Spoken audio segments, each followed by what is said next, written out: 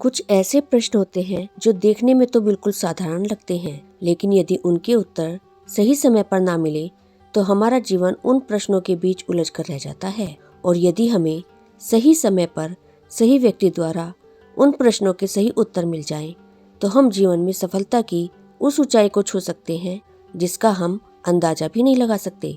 मित्रों, स्वामी विवेकानंद जी ने कुछ ऐसे ही प्रश्न अपने गुरु श्री रामकृष्ण परमहंस जी से पूछे, जिनका उत्तर जानना हम सभी के लिए जीवन में उपयोगी है। और यदि यह वीडियो आज आप पूरा देख लेते हैं तो आप अपने जीवन में आने वाली सभी समस्याओं के लिए पहले से ही तैयार होंगे और उनका मुकाबला आसानी से करके आप अपने जीवन में सफलता हासिल कर पाएंगे। स्वामी विवेकानंद श्री रामकृष्ण परमहंस जी के द्वारा तराशे गए बहुमूल्य हीरे थे, जिन्होंने भारतीय अध्यात्म को एक नई दिशा दी।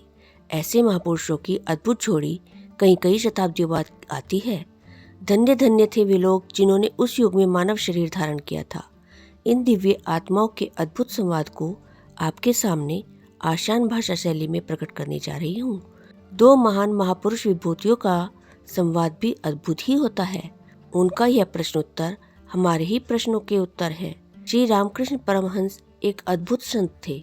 असल में उन्हें संत कहना गलत है, क्योंकि वे परमहंस थे। हिंदू धर्म में परमहंस की उपाधि उसे दी जाती है जो समाधि की अंतिम अवस्था में होता है। रामकृष्ण परमहंस ने दुनिया के सभी धर्मों के अनुसार साधना करके उस परम तत्व को महसूस किया था। उनमें कई तरह की सिद्धियां थी, लेकिन वे सिद्धियों से पार चले गए थे। मित्रों, रामकृष्ण परमहंस जी ने विवेकानंद को अपना शिष्य बनाया, जो बुद्धि और तर्क में जीने वाला बालक था।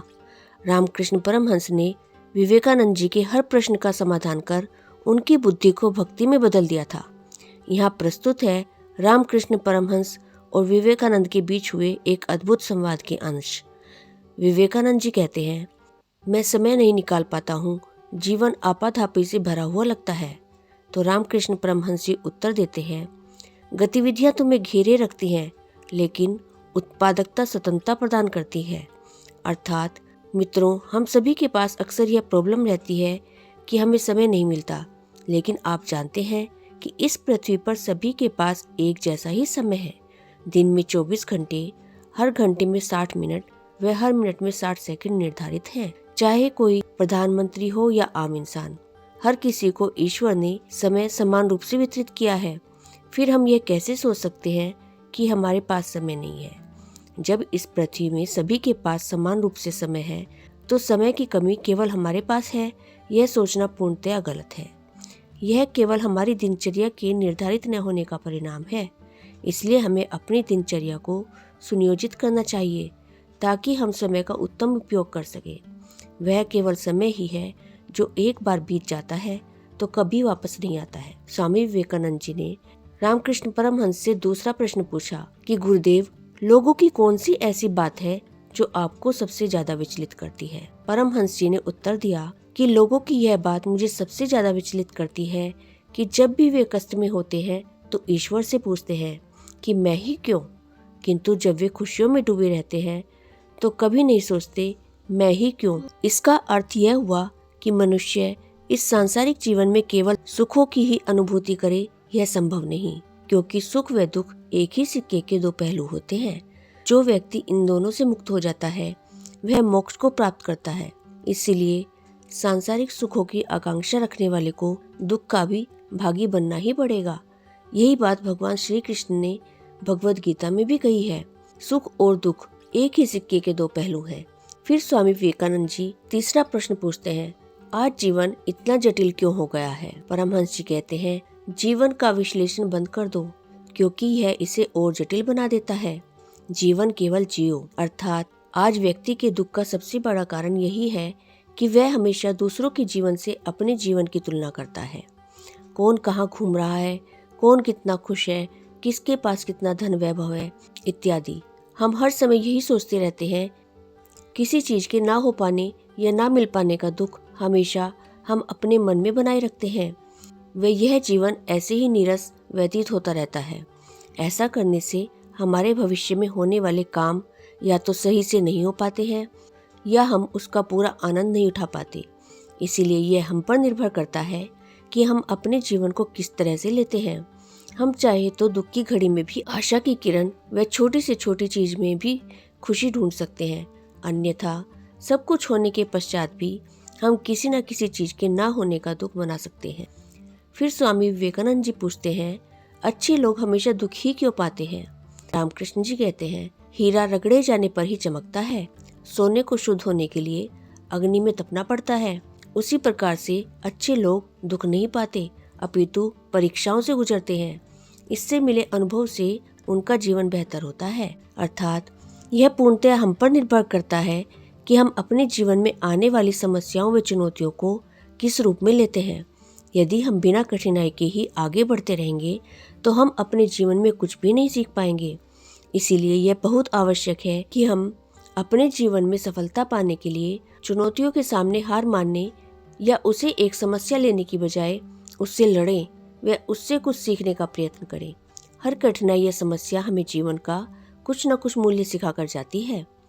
स्वामी विवेकानंद जी पूछते हैं, समस्याओं से घिरे रहने के कारण हम जान ही नहीं पाते कि हम किस ओर जा रहे हैं। रामकृष्ण जी कहते हैं, अगर तुम अपने बाहर झांकोगे तो जान नहीं पाओगे कि कहाँ जा रहे हो, इसलिए अपने भीतर झांको। आंखें हमें दृष्टि देती हैं, किंतु हृदय हमें मार्ग दिखाता है।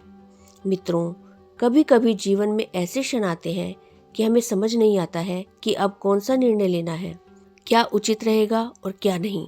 उस समय यदि हम गलत निर्णय ले बैठते हैं तो वह हमें असफल बना सकता है। हमेशा दिमाग से काम लेना भी उचित नहीं रहता। इसलिए कभी कभी हमारा दिमाग यदि निर्णय नहीं ले पा रहा हो या उलझन में हो, तब हमारे हृदय की सुननी चाहिए। जो हमारे मन को अच्छा लगता है, यदि हम उस काम को करेंगे तो अवश्य ही सफल होंगे।